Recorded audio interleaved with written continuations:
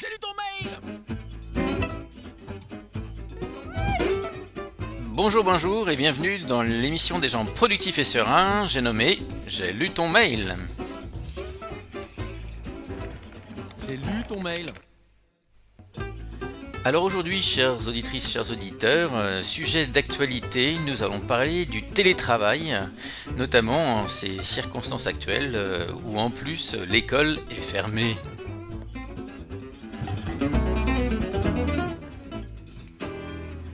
Alors, le télétravail, il faut savoir déjà que le télétravail, c'est quelque chose qu'on pratique là plus ou moins tous autour de cette table, en tout cas dans ce studio. Bref, votre serviteur Geoffrey et Jean-Philippe et moi-même également. Euh, Effectivement, on a tous l'occasion Bonjour. de faire du télétravail. Bonjour tout le monde. Depuis pas mal de temps d'ailleurs, je pense. Moi, j'ai Geoffrey, démarré le télétravail, j'étais à Londres et c'était en 2003. ah Première fois que oui, j'ai commencé à faire du télétravail. ouais, ouais. Et chez Inexcelsis, ça fait depuis 2015 qu'on est en télétravail total, en fait, depuis le début, comme pas mal de petites structures, mais du coup, on peut essayer de partager des choses. Et donc voilà. Le premier point que je voulais aborder, c'était ce qu'on entend par télétravail. Hein. La plupart du temps, les gens me disent: ah ouais, mais moi je peux pas travailler chez moi. Télétravail ne veut pas forcément dire travailler de chez soi. Alors, dans les circonstances actuelles, c'est un peu différent et on va voir, puisqu'on va en parler justement avec Jean-Philippe et Geoffrey. Donc il y a un petit peu quand même de travailler de chez soi. Mais le télétravail en soi, c'est juste l'idée d'effectuer le même travail que celui qu'on ferait si on était au bureau, sauf qu'on n'est pas au bureau. Et donc ça veut dire que vous êtes n'importe où ailleurs. Vous pouvez être chez vous, mais vous pourriez très bien décider d'être dans un espace de coworking à côté de chez vous. Vous pouvez décider d'être au café, d'être dans une bibliothèque à un endroit calme, enfin, ouais, ou au parc ou n'importe quoi. Mais l'idée demeure, c'est le même travail. Vous devez être capable de faire le même travail, c'est le principe, hein, sauf que vous n'êtes pas sur le lieu habituel de travail. Je pense qu'on est tous d'accord là-dessus. Oui. Clair pour moi, Ok. on est d'accord.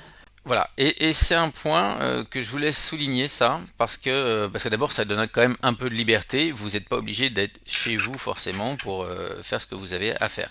Évidemment, Avec ceux qui ont très bien compris ça, c'est ceux qu'on en a déjà parlé, c'est les digital nomades, ouais, où eux travaillent depuis n'importe où dans le monde, en se disant, en fait, en ce moment je suis en Thaïlande, en ce moment je suis en Australie, je suis aux États-Unis, je suis au clairement. Canada, je suis chez mes potes à Nice, Mm. peu importe, j'ai mon ordi, j'ai une bonne connexion Internet et je peux alimenter mon blog, je peux faire du code, je peux Ouais.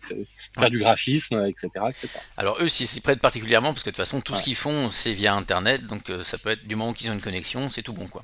Évidemment, le Et pour les télétravail. autres, hein, Ah bah oui, le télétravail va principalement être facilité pour tous les gens dont le travail se réalise a priori sur un ordinateur portable et éventuellement via Internet. C'est sûr que je voyais une image qu'un ami m'a partagée récemment avec un type qui est dans sa cuisine avec une bétonneuse à côté de lui et marqué «Allez, télétravail à partir de lundi». Évidemment, c'est pas le même genre de truc. Mais bon, voilà. Mais si, c'est pas le cas. Ça me fait penser aussi à Remote. Alors, je sais pas si vous connaissez Remote, j'en ai peut-être pas parlé ici encore. C'est un bouquin, c'est le deuxième livre qui est écrit par les fondateurs de 37 Signals, qui est une ah ouais. boîte voilà, qui développe l'application Basecamp. Et eux, ils sont en télétravail depuis très très longtemps, depuis quasiment le début. Alors, ils ont quelques personnes dans un bureau, mais la plupart du temps, tout le monde est éclaté un petit peu partout sur la surface du globe. Et ils justifient ça aussi par une phrase qui m'a beaucoup marqué à l'époque, c'est de se dire, les personnes les plus compétentes pour faire un travail ne sont pas toujours toutes dans la même pièce. Mhm. Voilà, donc c'est un truc qui m'a moi bien porté pour le télétravail.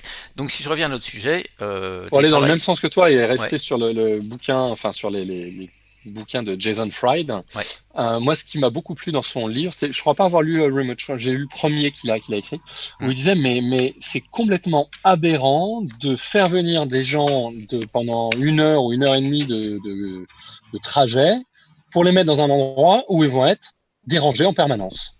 bah oui, Donc le bureau, lui, dans sa vision, en tout cas ce qu'il défend, c'est ça. C'est le bureau, c'est l'endroit où on est dérangé en permanence. Donc hum, autant laisser les gens chez eux, faire gagner 1 heure, 1 heure et demie aller, ce qui fait entre 2 et 3 heures par jour, ouais, et avoir un en temps de qualité de travail vie et beaucoup tout, bien plus sûr. Hum, productif. En ouais. tout cas, là, on va être nombreux à travailler de chez nous, là.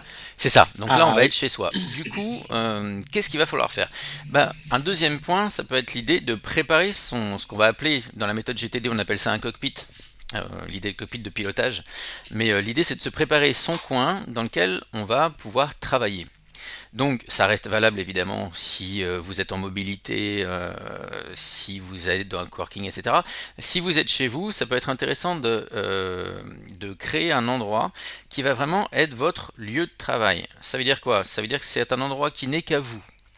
Il ne s'agit pas de Mhm. partager le bureau avec le conjoint, la conjointe ou quelqu'un d'autre, il faut que ça soit votre endroit à vous sur lequel vous avez votre coin. Alors c'est pas forcément un truc très grand. Moi je sais que chez moi j'ai un secrétaire qui doit faire peut-être 1 mètre de large. Juste de quoi poser finalement mon ordinateur et puis de quoi mettre deux trois dossiers dans le devant. Ça n'a pas besoin d'être plus grand que ça. Et puis une chaise dessus. Mais ça suffit, et puis c'est qu'à moi. Personne ne peut aller mettre ses affaires là-dessus. Parce que sinon, au bout d'un moment, si ça devient un espace partagé, ça devient vite n'importe quoi. Et puis si c'est un espace partagé et qu'en plus on est tous les deux en télétravail, bah, ça va être un peu compliqué.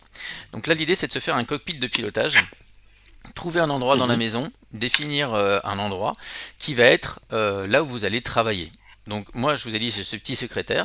Maintenant pendant longtemps je sais que personnellement il y avait un coin de table dans la cuisine que j'aimais bien. Alors ils me dire oui mais c'est la cuisine, c'est pas ton cockpit. Bon j'avais pas la place à l'époque d'avoir mon cockpit dédié dans mon endroit, mais c'est-à-dire que dès que la cuisine ne servait plus pour les repas ou les choses comme ça, et ben j'installais mon espace de travail, mon cockpit, c'était là avec mes affaires, etc. Et c'était ce coin de la table de cuisine. J'imagine Alors que moi, l'idée, c'est que ce soit à la fois confortable, qu'on n'ait pas besoin de se lever toutes les 15 secondes pour aller chercher un truc dont on a besoin, etc. En fait, l'idée, c'est de s'adapter à son activité et d'avoir tout sous la main. Voilà, c'est un endroit sur lequel effectivement il faut avoir le moins d'efforts possible à faire parce que pour être le moins auto-dérangé possible. Mm. Donc il Mhm. faut avoir tous vos docs sous la main ou pas loin. Et ça peut être encore une Je vais fois, rebondir pourquoi pas. là-dessus parce que chez nous, Vas-y. on est deux à la maison et à faire occasionnellement du télétravail en même temps. Et c'est assez intéressant parce qu'on n'a pas les mêmes habitudes de travail, on n'a pas les mêmes envies. C'est-à-dire que ma femme va avoir un coin effectivement exactement comme tu décris, qui est vraiment là où elle s'installe, qui est dédié, qui lui convient bien. Moi, j'aime bien me mettre sur la table dans le salon, donc ça, c'est un espace qui moi me va bien. Mais par contre, une fois qu'on bosse, on a tous les deux une manière de récupérer nos dossiers et on a chacun notre espace quelque part. Et même si moi je les dégage le matin, enfin le soir, lorsque la table va être utilisée ou à d'autres moments, je sais où est-ce que je me mets, je sais où est-ce que j'installe mes dossiers. J'ai pris des habitudes quelque part dans C'est cet ça. espace. Donc c'est pas un espace qui est permanent, mais c'est un espace dans lequel j'ai mes habitudes. Je sais que voilà, je pose mon sac ici, mes dossiers sont là, mon ordi est là, la prise où je me branche est ici. Mhm. Et du coup, ça devient facile, ça devient automatique quelque part. Ça devient du Ouais. système 1 pour reprendre quelque chose dont on Mais parle régulièrement. exactement. Alors c'est super important que tu mentionnes ça parce qu'on va voir que les habitudes c'est quelque chose de très très important en télétravail. Le truc du télétravail, surtout le travail à la maison, c'est que vous êtes plongé dans un monde de distraction. Mm. Quelque part, l'avantage d'aller au bureau, c'est qu'une fois que vous êtes au bureau, ben vous allez voir éventuellement entendre que des choses qui sont relatives au bureau, et donc vous pouvez plus facilement vous mettre dans un mode professionnel. Mais là, si vous êtes chez vous, vous allez vous mettre dans votre mode professionnel et en même temps votre regard dès qu'il va se lever de l'ordinateur, vous allez tomber sur des trucs perso qui vont immanquablement faire surgir des choses et générer d'autant plus d'auto-interruption de ah oui tiens il y a ça à faire, tiens il y a ce machin là, etc. De distraction finalement. Mm. Donc vous êtes dans un monde de Tout à distraction fait. et tout ce qui va pouvoir freiner ces distractions, donc les routines notamment, vont faire gagner du temps. Si je sais toujours où je me mets, où je place mon sac, où je mets mes affaires, où je sors mes dossiers, où je mets ma prise, mon chargeur, machin, ça a l'air de rien comme ça, mais c'est des décisions en moins à prendre, et donc j'ai moins besoin quelque part d'aller promener dans l'espace, et du coup je vais être moins autodistrait. Et alors, comment est-ce qu'on fait pour... donc là, j'ai bien compris pour mon espace physique, comment il fallait que je l'organise, mais mon espace virtuel, comment Oui. est-ce que je fais pour l'organiser celui-là? Alors, j'ai quand même un mot encore sur l'espace physique. Évidemment, Dans le setup idéal, qui est celui que j'ai réussi à me refaire dans une petite pièce là pas loin, vous allez pouvoir mettre, c'est votre bureau, du coup vous avez suffisamment de place pour avoir un bureau ou au moins une table qui vous sert de bureau. Du coup vous pouvez mettre l'écran dessus, vous pouvez mettre un scanner, une imprimante, machin. Bon là, c'est les rois du pétrole. Si vous n'avez pas la place de tout ça, parce que forcément c'est pas quelque chose que vous avez développé le télétravail et vous êtes un peu en mode improvisation, il y a quand même un truc minimum, c'est évidemment tout ce qui va vous servir à travailler. Si vous avez besoin de votre... Évidemment, il faut que vous puissiez poser votre ordinateur. Un truc quand même, moi, qui me paraît hyper important, c'est d'avoir dans cet espace-là de quoi prendre des notes. Donc, ça peut être un calepin sur le côté, etc. Et une bannette. Je reviens toujours à cette fameuse bannette de la méthode Getting Things Done. Tous les machins que je peux mettre dans la bannette pendant ce temps-là. Et c'est bien de pouvoir faire ça sur l'espace de travail. Moi, j'en mettrais même deux de bannettes au minimum. Il faut la bannette en entrée qui prend tout, Mhm. mais il faut aussi la bannette en sortie. Oui. Parce qu'une fois que, j'en sais rien, j'ai reçu une facture, j'ai payé la facture, j'ai fait le chèque, j'ai mis le chèque dans l'enveloppe est timbrée, Mhm. j'en fais quoi? Oui, c'est ça. Donc, il faut pour moi, enfin, ça c'est vraiment un truc important. Mhm. Il y a une première manette qui est l'inbox, qui a un côté vide-poche, un côté Ouais. qui accueille tout ce qui arrive.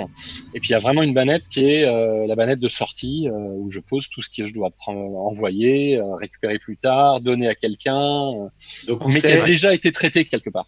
donc on Génial. sait quels seraient les objets le seul objet que vous transporteriez Sur une île déserte. sur une île déserte si jamais on vous pose la question. Alors moi, je La reviens à ma question. Comment ça fait avec l'espace virtuel? Disons- Alors, mais on va y venir à l'espace virtuel, mais j'ai pas pardon. encore fini parce que Ah, pardon. si vous êtes en mobilité beaucoup, c'est un truc, une bonne pratique qu'on voit souvent, c'est d'avoir des dossiers parce que là, on vous parle de bannette évidemment sur le bureau, mais on peut imaginer que Ouais, la enfin, bannette, voilà, bannette sur le barreau, c'est pareil avec ça un peut être dans le dossier, sac à une dos. pochette Ouais, dans le sac à dos, une exactement. chemise avec des élastiques, ce que vous voulez. Enfin, la Ouais, forme finalement est pas tellement importante. Ce qui compte, c'est la fonction. c'est ça. C'est qu'on ait un élément qui permette de remplir cette fonction-là. Ouais. Et alors, si je vais au bout de ces choses-là, de choses que je peux avoir à transporter entre la bureau, le maison ou d'autres endroits, c'est intéressant donc d'avoir ce vide-poche, enfin cette chemise, ce truc qui va réceptionner toutes les choses qui m'arrivent dessus. Ça peut être intéressant d'avoir un autre dossier qui va nous servir de support pour l'action. C'est pour les choses dont je vais avoir besoin. Je sais que je vais sortir voir tel client, je vais mettre son dossier là-dedans. Ou c'est des choses qui vont me servir. Par exemple, tu parlais tout à l'heure t'as posté une lettre, t'as une lettre à poster. J'ai peut-être pas de outbox tel quel, mais j'ai mon petit dossier support d'action. Je vais mettre là-dedans et je sais que tout ce qui est là-dedans me sert à faire des choses Hmm. que j'ai à faire plus tard, etc. Donc ça en va partie. Ça peut être intéressant d'avoir ces choses-là et ces deux bannettes-là. Donc ça peut être des bannettes, ça peut être des dossiers que vous mettez dans votre dossier, dans votre sac à dos. Voilà. Mais il faut avoir ça en fait. Parce que sinon vous allez être embêté, vous ne saurez pas où ranger les choses. Et puis il faut avoir évidemment de quoi classer, de quoi mettre ces dossiers de référence. Voilà. Maintenant sur l'espace virtuel. Alors, l'espace virtuel a le gros avantage de ne pas prendre beaucoup de place et le gros inconvénient de tellement pas prendre de place qu'on y met n'importe quoi. C'est pas rare de voir des fois des bureaux d'ordinateur, c'est-à-dire sur l'écran, avec 44 000 icônes sur le bureau, etc. Ce qui est l'équivalent de 44 000 dossiers sur le bureau physique. Évidemment, l'idée c'est qu'on va essayer d'avoir un peu la même discipline.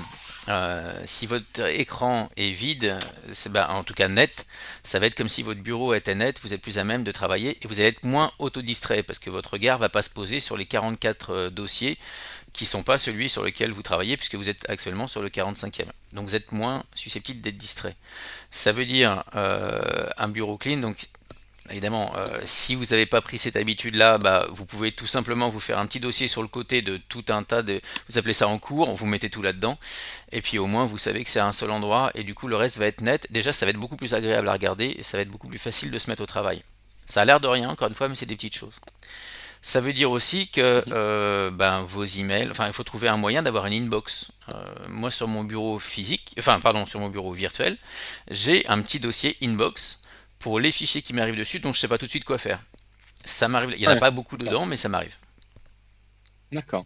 Donc, répliquer vraiment l'organisation du monde physique au niveau digital, pas à l'identique, mais presque quelque part. Il y a un intérêt à le faire parce que du coup c'est le même fonctionnement de cerveau.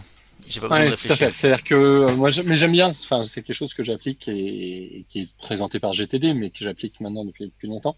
Le côté où, à partir du moment où il y a un process qui fonctionne, on va garder le processus parce que ce qui est difficile finalement, c'est l'apprentissage du processus. C'est de Mhm. transformer le processus en habitude. Et une fois qu'on a fait ça, qu'on a transformé le processus en habitude, bah, par exemple dans le monde physique, si on le réplique au niveau digital et que le processus reste le même, ça Ouais. va être super simple. Mhm. Ah. Donc, s'il nous faut un endroit inbox, un endroit outbox, un endroit, etc., physique, eh ben, trouvons l'équivalent C'est en ça. digital et le processus et les habitudes restent les Ouais. mêmes. Du coup, on n'a Et pas à se poser 10 000 fois la question, ah bah là, dans quelle situation, je fais quoi, là, comment ça fonctionne, etc. bah, c'est ça. Et du coup, c'est exactement la même chose, tu vois, pour rester dans l'espace virtuel, avec les dossiers. Euh, la bonne pratique, la chose la plus simple finalement, la plus facile, surtout quand on travaille à plusieurs, ce qui est tout le cas évidemment en entreprise, c'est d'avoir un dossier. Alors évidemment, un dossier partagé, c'est assez idéal pour que tout le monde puisse accéder. Mais la Mhm. structure même du dossier partagé, c'est un peu comme si on avait nos dossiers physiques, c'est-à-dire que je vais avoir un dossier racine, on va appeler ça comme ça, qui va contenir tous mes documents. Et de ce dossier racine, je vais avoir un sous-dossier qui va être tout ce qui est support projet, c'est-à-dire qui va contenir tous les sous-dossiers, chaque sous-dossier étant relatif au projet en cours. Je vais Mhm. avoir un autre dossier qui va s'appeler référence, qui va contenir tous les dossiers dans lesquels je vais mettre toutes les références. Et puis j'ai un troisième sous-dossier de premier niveau, on va dire, qui s'appelle archive, dans lequel je vais mettre tous les machins qui n'ont plus lieu d'être mais qu'il faut que je garde. Du coup, ça Donc, devient beaucoup. trois Trois. grands dossiers, trois Ouais, grands niveaux, si je résume. c'est ça. Un niveau archive qui est zéro action, c'est terminé, c'est passé, et je le garde parce que peut-être un jour on me le demandera, C'est ça. mais normalement, j'en ai vraiment plus besoin. Ouais, Un dossier qui est tout ce qui est référence, c'est ça. c'est-à-dire le mode d'emploi de comment faire un post sur le blog, le mode Mhm. d'emploi de, je sais pas, ou le gabarit de la présentation Ouais, typique qu'on fait à chaque fois, etc. c'est ça. Et un dossier qui va être le support projet, C'est ça. c'est-à-dire tout ce qui contient tous les documents qui sont nécessaires à la réalisation des différents projets En cours, exactement. en cours, tout ce Ouais, qui est en c'est cours, ça. activités, projets, Voilà. etc. Et en Donc trois répliquant niveaux, ça, trois types. c'est ça. Ouais.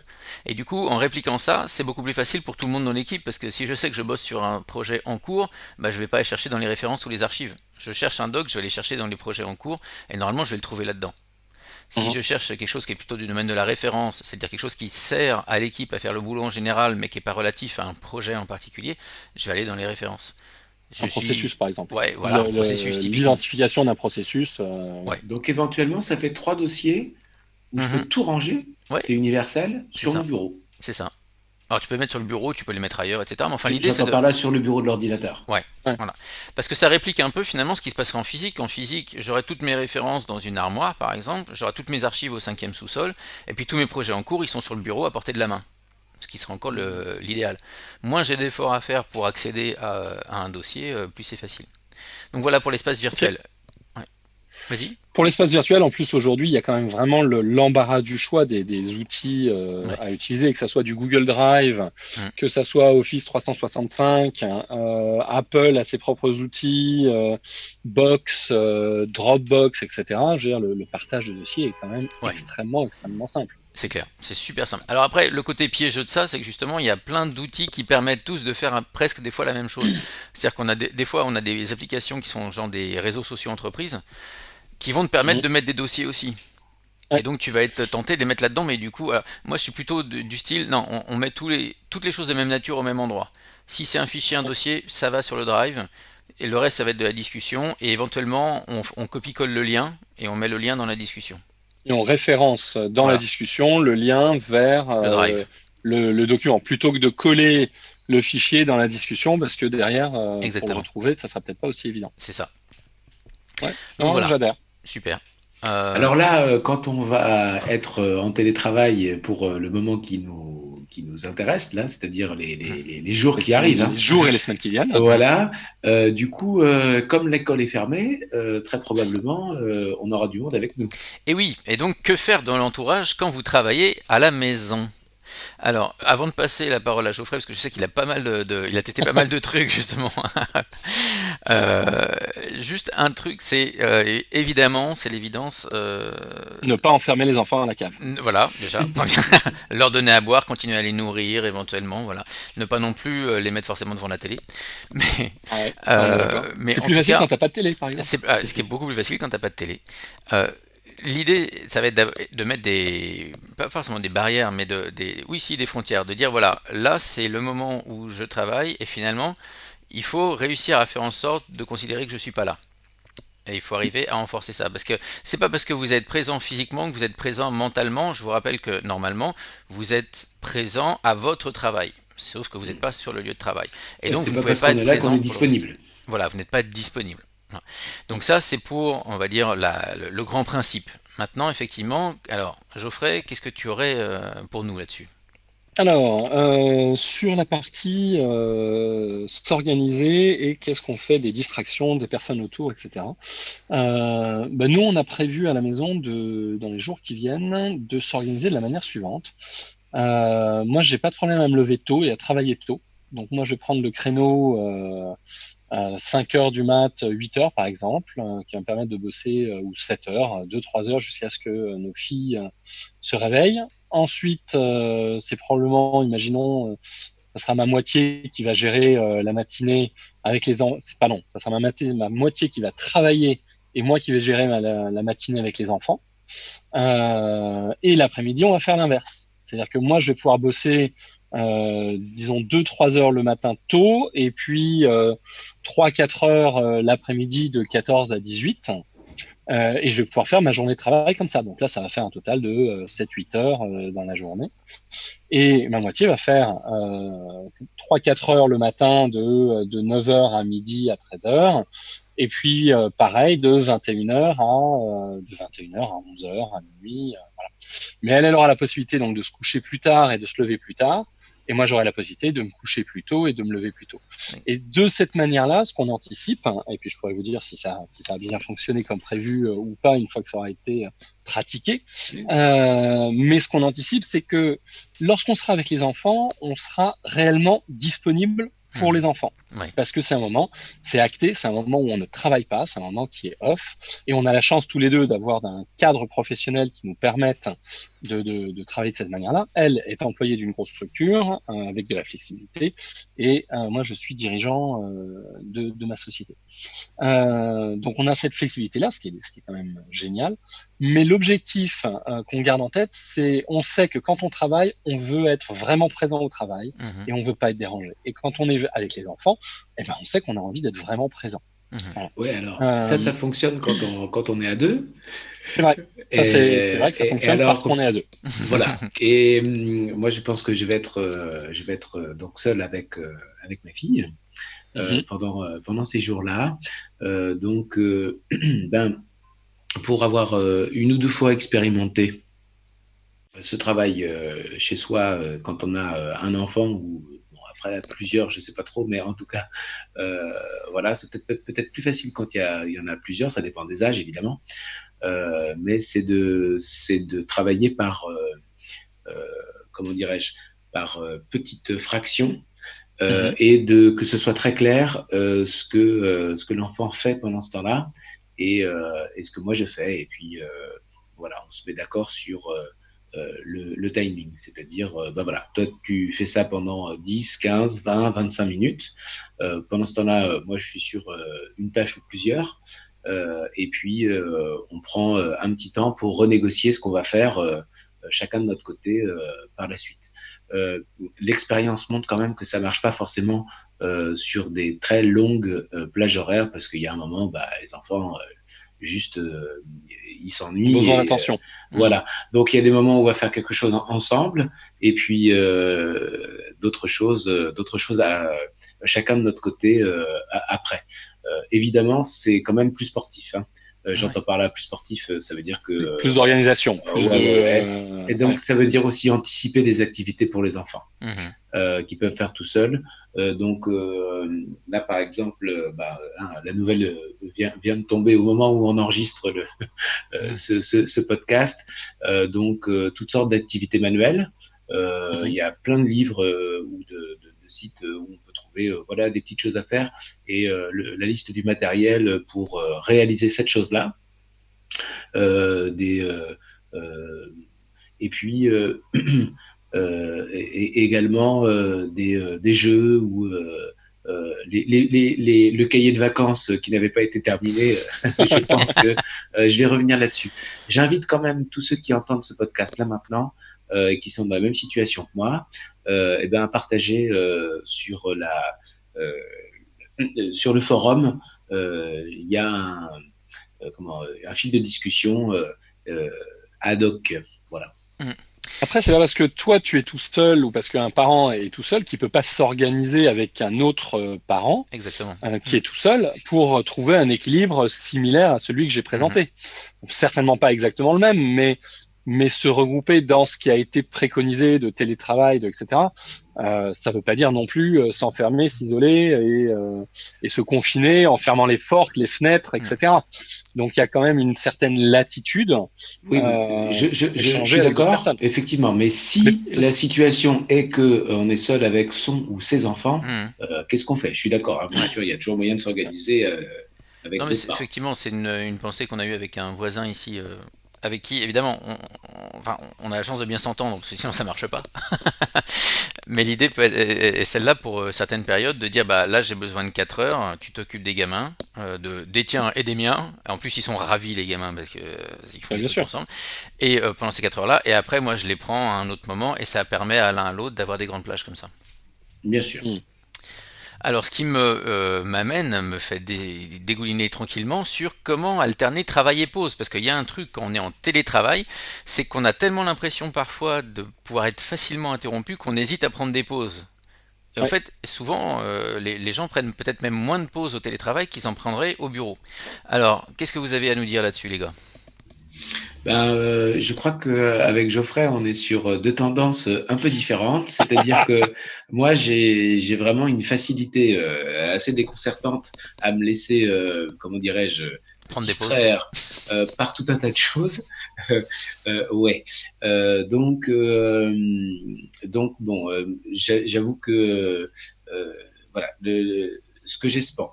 Ce que j'essaye de faire, c'est d'avoir très précisément, ou peut-être même de reformuler la tâche que je veux faire ou le projet pour qu'il y ait vraiment un objectif bien clair, bien concis. Voilà, que je sache en me disant, voilà, quand j'ai cette tâche, elle s'arrête là, comme ça. Et puis, pour les pauses, pareil, parce que c'est pas tellement les pauses, c'est que comme je suis chez moi, je me dis bah tiens, comme je suis chez moi, je vais en profiter pour faire la lessive, faire ce truc-là, etc. Bon, qui rentre aussi d'une certaine manière dans un gestionnaire de tâches. Hein. Voilà, mais c'est peut-être simplement d'avoir plus d'objectifs pour la journée. Puis quand il y a une pause qui commence, bien faire sonner le réveil ou le truc quand vraiment c'est terminé, quoi. Moi, je serais plutôt dans cette voilà, et il faut bien revenir. Tu te rapproches de Pomodoro, si je me trompe pas. Exactement. Un petit côté Pomodoro, c'est-à-dire que je prends une tâche au boulot, je m'y mets, que ça soit 25-45 minutes, voilà, et j'en démords pas jusqu'à ce que ça soit fait, mais quand ça sonne, je m'arrête. Pour moi, c'est ça. Et pour moi, c'est difficile de pas en démordre. Mais bon, j'y arrive. Mais Pomodoro est assez essentiel en télétravail. Hein, vraiment, c'est un gros facteur de succès. C'est vraiment une super approche Pomodoro en télétravail. Alors c'est marrant, moi j'avais le problème inverse. Ouais. Moi j'avais le challenge inverse, c'est-à-dire que quand j'ai commencé à faire du télétravail en 2003, quand j'ai monté ma première société à Londres, et ben en fait je me suis aperçu, alors j'étais célibataire, pas marié, pas d'enfant, etc. Mais je me suis aperçu qu'il y avait vraiment un côté où c'était non-stop, c'est-à-dire que j'avais la to-do list, elle s'arrêtait jamais. Et du coup, moi, j'arrêtais pas de travailler. C'est-à-dire que je démarrais, alors j'étais pas très matinal à cette époque-là, j'aimerais plutôt vers 9-10 heures le matin. Mais par contre, à 21h, 22h, c'était non-stop, quoi. Et il n'y avait pas les collègues autour, hein, comme je pouvais avoir quand je bossais dans la City, pour dire, bah tiens, viens, on va manger un bout, viens, on va prendre un café, viens. Donc, il n'y avait pas du tout cette interruption. Et donc, j'enchaînais, et ça m'a pris un certain temps, plusieurs années, avant de me dire, mais en fait, c'est pas sain, c'est pas bien, je suis pas productif, parce que c'est pas parce qu'on en fait plus en termes de volume qu'on en fait plus en termes de résultats quelque part. Et c'est vraiment l'apprentissage que j'ai fait entre 2003 et 2006, les 3 premières années de ma vie d'entrepreneur, et de dire non, en fait, il faut qu'il y ait des pauses, et il faut faire quelque chose pendant ces pauses qui va changer le mode de fonctionnement du cerveau. Mhm. C'est-à-dire que si je suis en train de faire une tâche, j'en sais rien, à l'époque j'étais dans le digital, de production d'un site web ou de design ou etc. Eh ben il va falloir que ma pause, elle soit d'une autre nature Mhm. pour que mon cerveau puisse se reposer. C'est pas tiens je fais une pause sur le boulot puis je fais de la programmation à titre perso sur un sujet Mhm. qui m'amuse puis je reviens 20 minutes plus tard. Mhm. Non, le cerveau il aura toujours fait le même type de Ça. tâche. Donc il faut que dans la pause il y ait ok, je prends mon téléphone et je décroche mon téléphone et Mhm. j'appelle un ami, et on papote, on Mhm. discute ou si vous êtes fumeur, et c'est pas une invitation, mais descendez, sortez, allez Mhm. prendre l'air, ou même sans être fumeur, descendez, sortez, Mhm. allez marcher 5 minutes dehors. Voilà. Et donc du coup, ça m'a vraiment fait découvrir que j'avais besoin de prendre l'air, j'avais besoin de prendre des pauses. Et du coup, je vais rejoindre Jean-Philippe sur cet aspect-là, sur l'aspect de Pomodoro, ou sur l'aspect d'avoir Mhm. une tâche qui est extrêmement bien définie. Mhm. Parce que si je définis bien ma tâche avec mon livrable et que je segmente les choses, je sais qu'on va très bien, là, ce livrable-là, ça va me prendre 1 heure, ça va me prendre 2 heures. Mais quand j'arrive à ce livrable-là, je m'arrête. Ouais. Et il y a un signal qui me dit que ça soit un timer ou que ça soit un livrable. Il y a un signal qui dit, OK, stop, là maintenant, c'est le moment de faire une pause, de s'arrêter, de sortir, d'aller respirer, d'aller prendre Mhm. l'air, etc.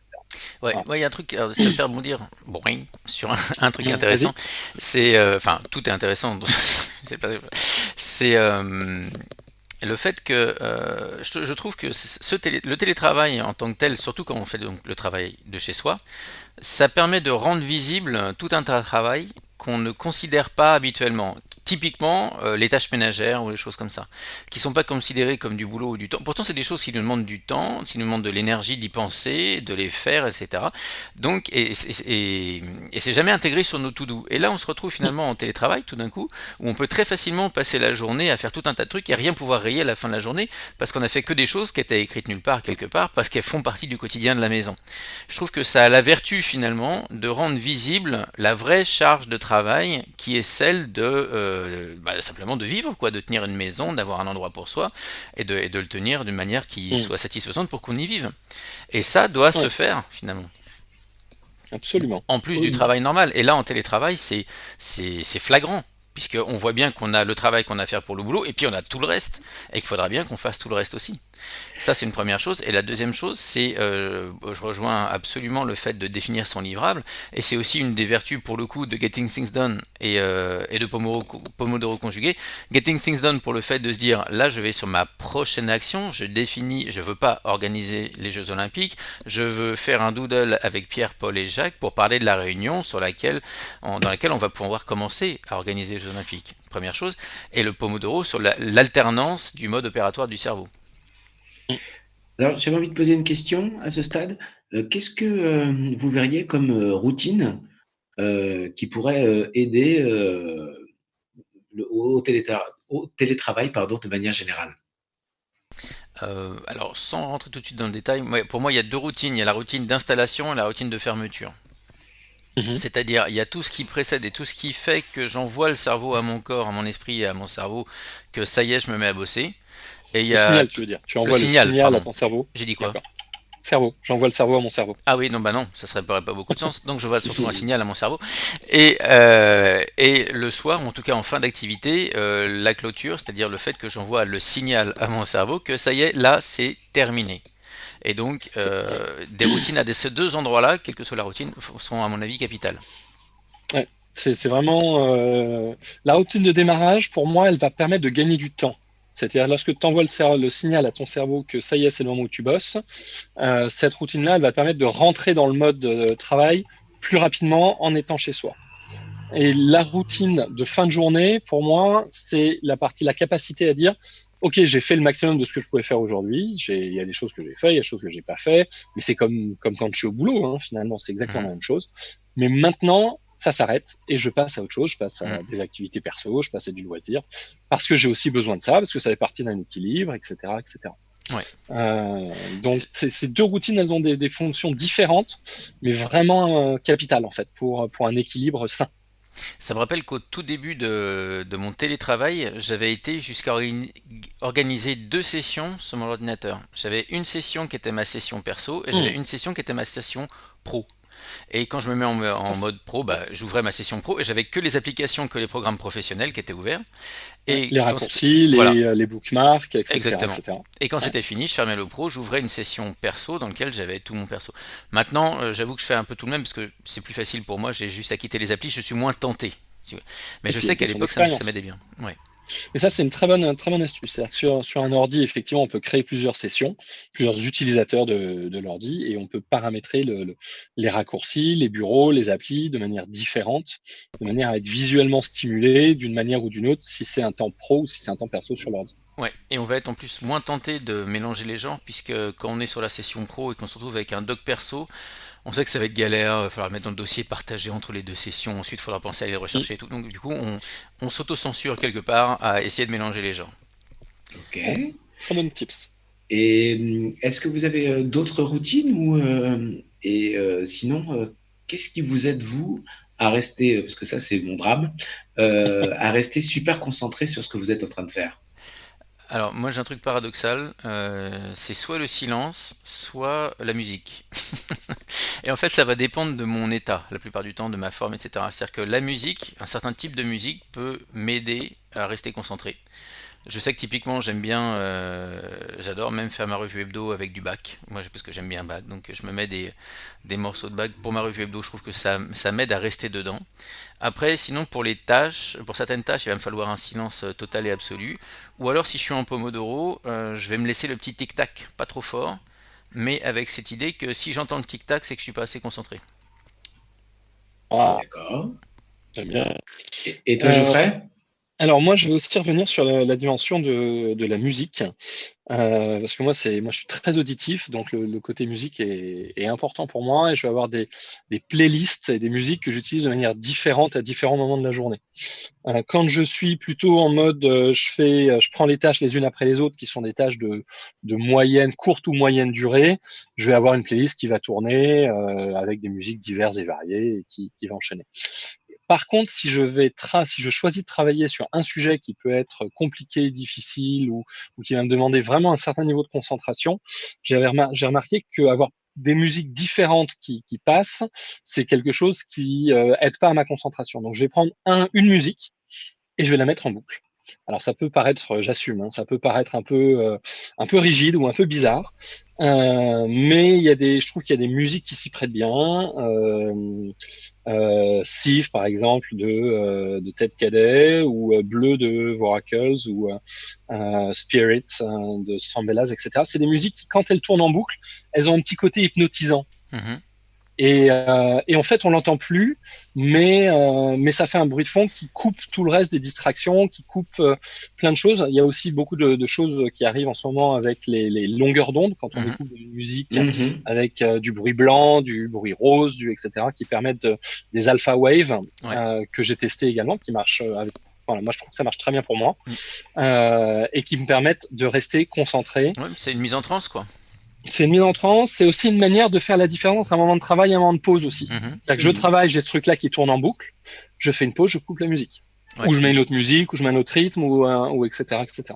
Donc Mhm. je trouve que le côté audio, c'est marrant parce qu'on a le visuel avec les sessions d'ordinateur dont on parlait il y a une seconde, Mhm. et là on a le côté audio avec Ouais. voilà, des Ouais. rythmes différents qui vont te stimuler de manière différente en fonction des besoins. Et Il y a aussi, pardon. du coup, je vais partager ce que je fais entre les pomodoro du matin, souvent. Je Mhm. profite de mes pauses de ces pomodoro. Donc c'est 5 minutes, hein, la pause dans les premières petites. Pour faire des étirements. Donc je me lève de ma chaise, je fais des étirements, des jambes, des bras, etc. Et je vais à la fenêtre, je respire.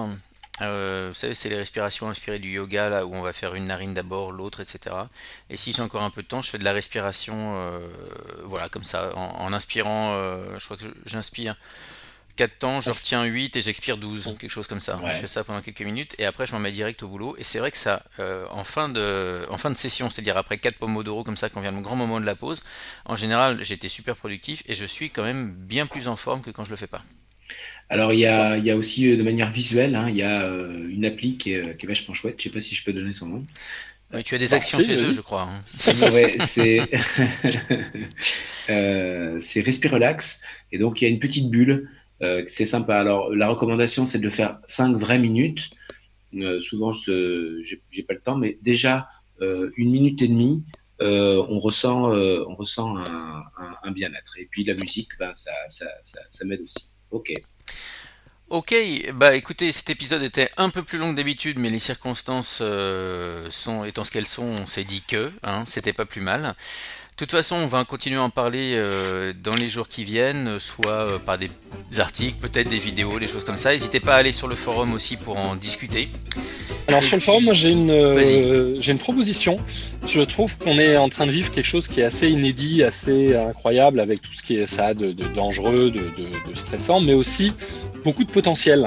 Mhm. Et tu soulignais tout à l'heure, bah tiens, ça permet de mettre en valeur certaines tâches qu'on fait à la maison, qui sont pas dans les to-do list. Ouais. C'est vrai quand on donne la formation GTD, bah souvent les gens disent ah c'est vachement bien, je peux mélanger les tâches pro, les tâches perso et autres.